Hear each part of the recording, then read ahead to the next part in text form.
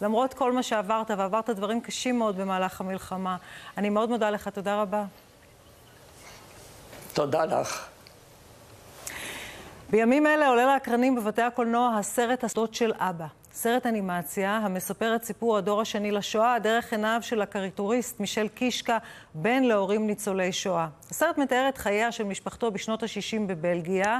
מישל ואחיו שרלי מדמיינים את אביהם ניצול השואה, אולי הוא הרפתקן, אולי הוא פיראט, אולי הוא צייד אוצרות נועז, כי הוא לא סיפר להם מה קרה במהלך המלחמה. שלום מישל. שלום ליאת. אתה יכול לתאר לי מה עובר על נער צעיר בגיל ההתבגרות ועל אחיו, כשהם יודעים שיש סוד גדול שאופף את אבא, והוא מסרב לספר להם בתוקף כל מה שקרה?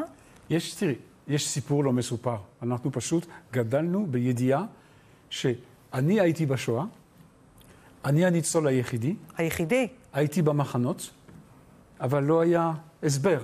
לא היו הערות שוליים למטה בעמוד. לא ידענו. המחנה היחידי שהכרתי זה מחנה קיץ עם השומר הצעיר. באוהלים, קמפינג ומדורות. אז מכיוון שהרגשתי שאני לא יכול לשאול אותו שאלות ישירות, כי פחדתי שזה יכאב לו כל כך שהוא יבכה מולי. חיפשתי בספרים, השלמתי עם הדמיון, וגדלתי בלי לדעת, אבל זה כל הזמן היה שם. היה גם תסכול, היה כעס על אבא שליווה אותך שנים רבות, נכון? כי נזכיר, לסרט האנימציה הזה כתב ספר, נכון. על הדברים שלא סיפרת לאבא. נכון. הספר הזה יצא בעברית, הסרט עצמו הופק בצרפת. נכון. הספר שיצא כאן בעברית בשנת 2013, ואתה כותב אותו רק בגיל 55. נכון. כי שנים לא הצלחת לספר לו כמה כעסת עליו? כי קודם כל אני לא הכרתי מספיק את הסיפור המשפחתי, וגם לא היה לי מספיק פרספקטיבה של זמן, כדי להבין בעצם מה קרה במשפחה שלנו, וכדי גם אחר כך להפוך את זה ליצירה. זה דורש זמן. ואני פשוט למדתי מהניסיון חיי שככה זה על כל טראומה שאנשים עוברים. אתה צריך כדי לעכל, לעבד ולהיות מסוגל לעשות מזה משהו, והמשהו שאתה עושה זה סוג של ריפוי עצמי שאתה עושה. זה כן היה ריפוי עצמי. אני רוצה רגע להציג לך ולצופים קטע מהסרט. אני ראיתי את הסרט, הוא סרט נהדר. יצאתי ממנו ואמרתי, זה מה שהבן שלי בן ה-15 צריך לראות. מפה הוא ילמד את השואה בדרך לא מאיימת. יש הרבה הומור בסרט. הוא מאוד מאפשר לשואה, מאפשר לילדים ולבני נוער להתקרב אל השואה. וזה קטע ממש משעשע. אתה ואח שלך לא מבינים מה המספר על הזרוע של אבא, אז אתם חושבים שזה המספר הבא. בואו נראה, הנה. נכון. My dad has one of those numbers on his arm. What are they for? Hasn't your father told you about Auschwitz? No, not really. I know what they are. We think they're telephone numbers. Is that so, boys? Dial the number and let's see who answers, shall we?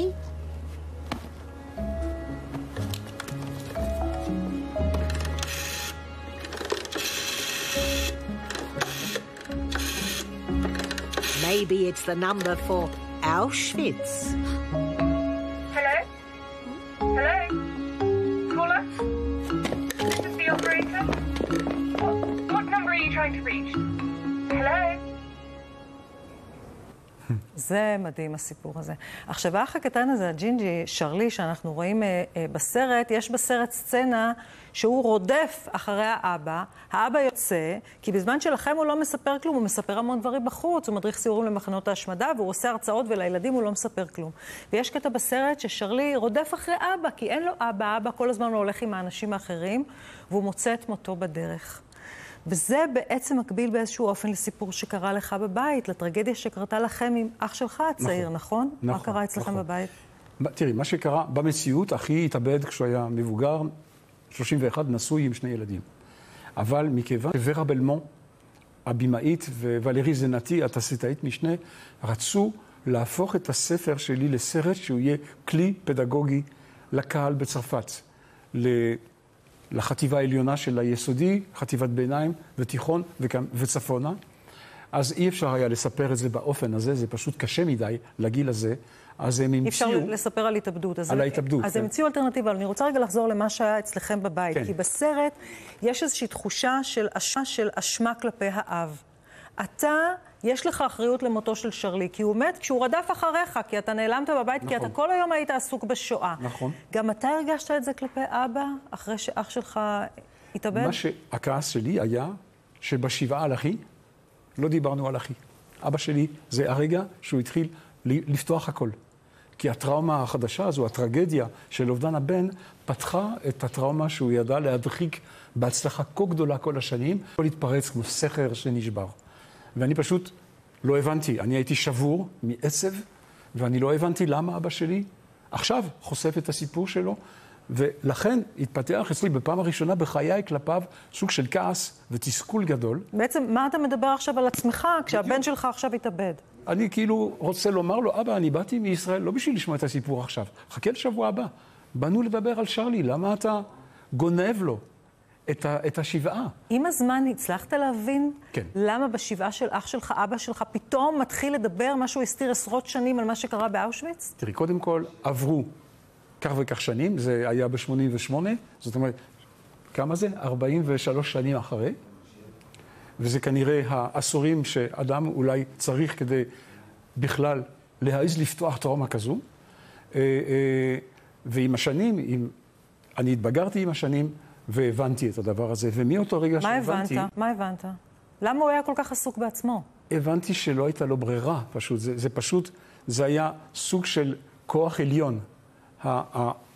הייתי אומר, ההתמודדות עם המוות של בנו הצעיר פתחה מחדש את זה שהוא איבד את כל משפחתו הגרעינית, אבא, אמא ושתי האחיות הקטנות שלו, והוא פשוט לא דיבר על זה אף פעם. אני שמעתי אותך גם פעם אומר שאתה חושב שחלק מהעניין הזה של להיות עסוק בעצמו ולדבר על עצמו כל הזמן, הוא העובדה שבעצם הוא מחזיר לעצמו איזושהי תשומת לב שנגזלה ממנו כל כך הרבה שנים במחנות. לגמרי. לא היה לו את זה שם.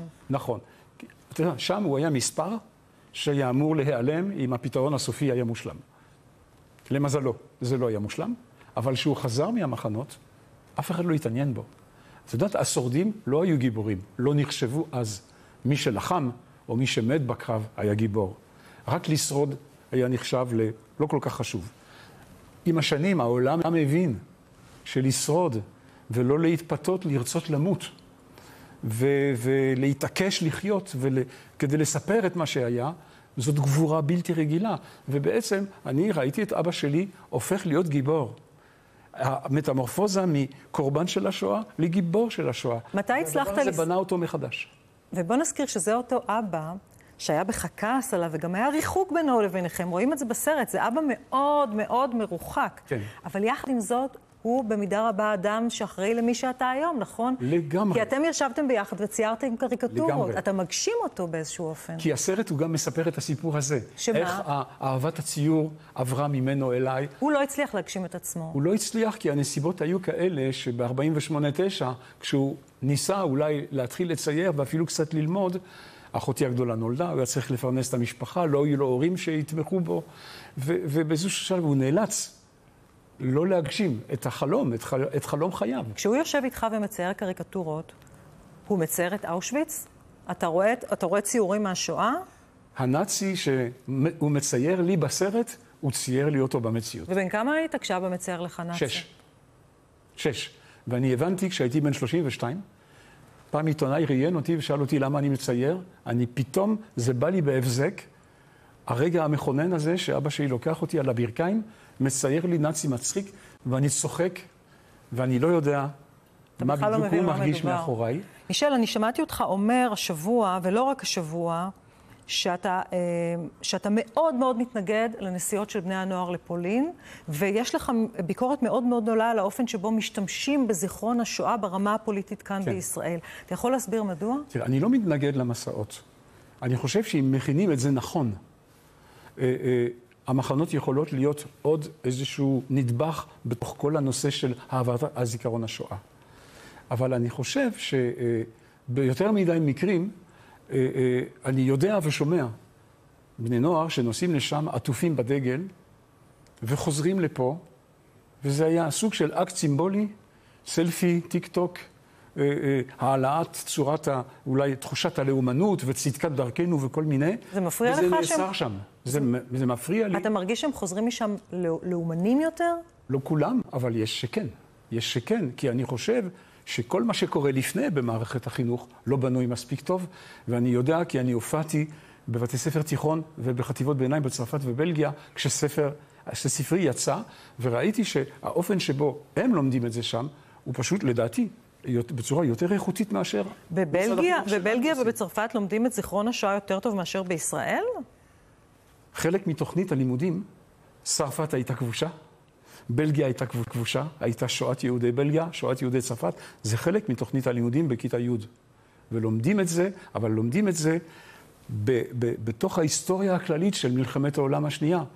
אני חושב שבמדינה אנחנו ממוקדים על השואה, ולא תמיד מבינים את הקונטקסט, ולא תמיד רוצים להבין אותו. טוב, זה טראומה איומה מבחינת העם היהודי. זה טראומה מאוד איומה, אבל אני בעד, הייתי הסתכלות קצת יותר אוניברסלית. אני אשאל אותך ממש לסיום לגבי הביקורת שלך על השימוש הפוליטי בשואה, ממש תשובה קצרה ברשותך. תראה, אני שומע אמרות של פוליטיקאים, אני שומע על הסכם שחתם שר החוץ עם פולין. אני חושב שזה לא עניין לפוליטיקאים.